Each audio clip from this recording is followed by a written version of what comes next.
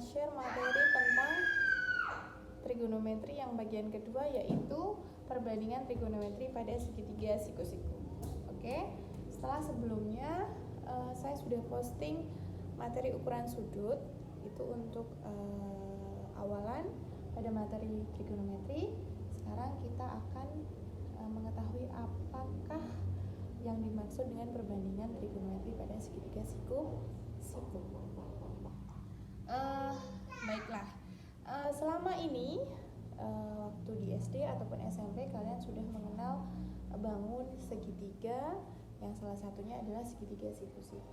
Kita tahu segitiga siku-siku begini ya. Ya, ini segitiga siku-siku. Maka salah satu sudutnya adalah sudut siku-siku. Kita namakan segitiganya A, B, C. Maka dia siku-siku di B. Jumlah sudut pada bangun segitiga berarti ada 3 sudut. Ini adalah 180 derajat. Maka jika salah satu sudutnya adalah 90 derajat, jumlah 2 sudut yang lain artinya 180 derajat dikurangi 90 derajat. Jadi jumlah sudut A dan sudut C adalah 90 derajat. Logikanya kalau jumlah kedua sudut ini 90 derajat, maka masing-masing sudut A ataupun sudut C adalah kurang dari 90 derajat, artinya adalah sudut lancip. Nah, perbandingan trigonometri segitiga siku-siku itu apa yang dibandingkan?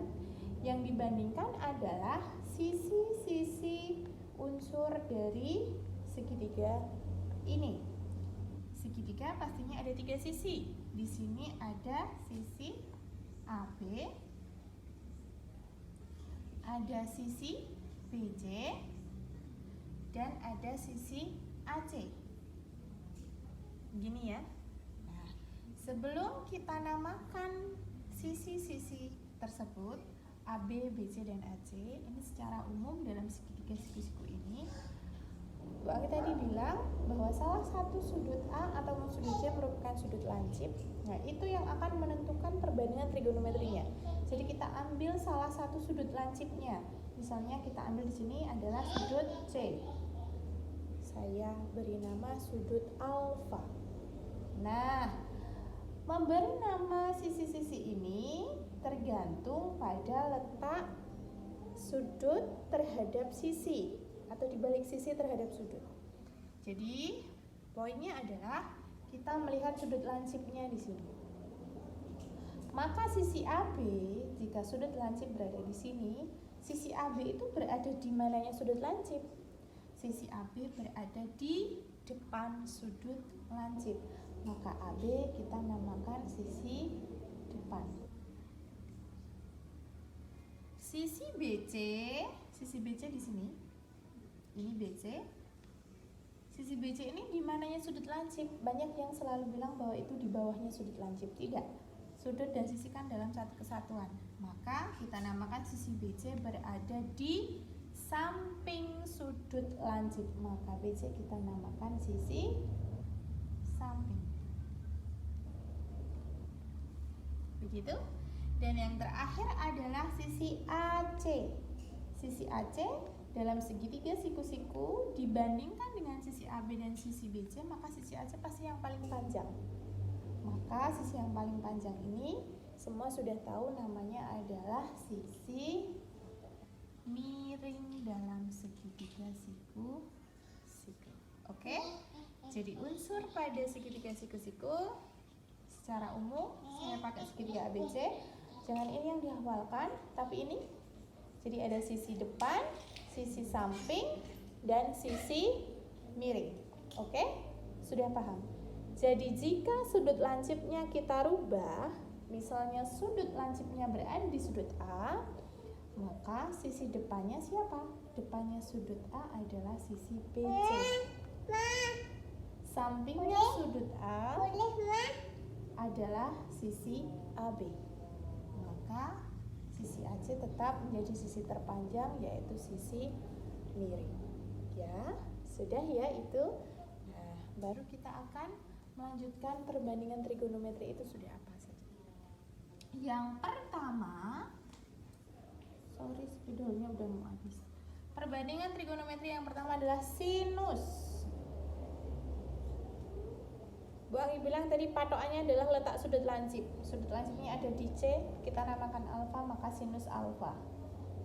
Sinus alfa itu adalah perbandingan antara sisi depan sudut lancip.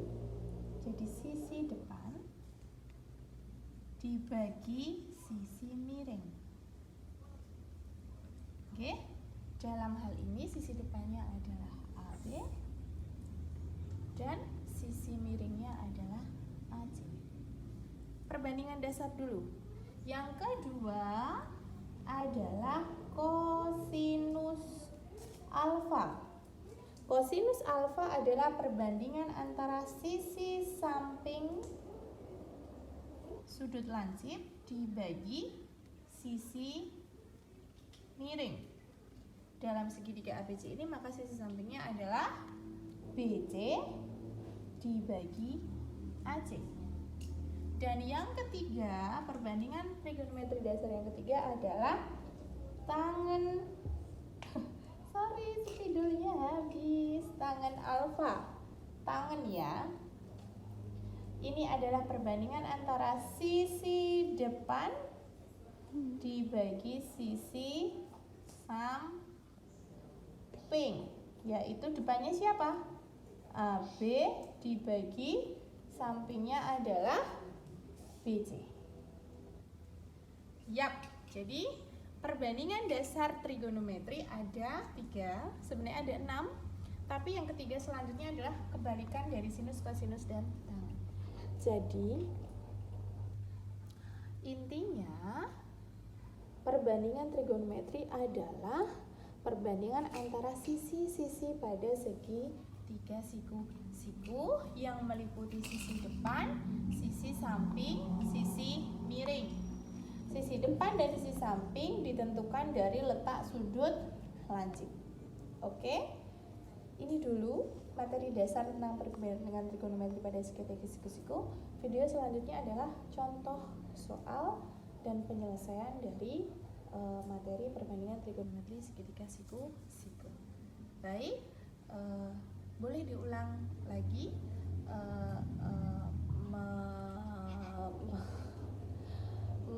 memperhatikan penjelasan ini. Videonya boleh diputar ulang, lalu diperhatikan baik-baik.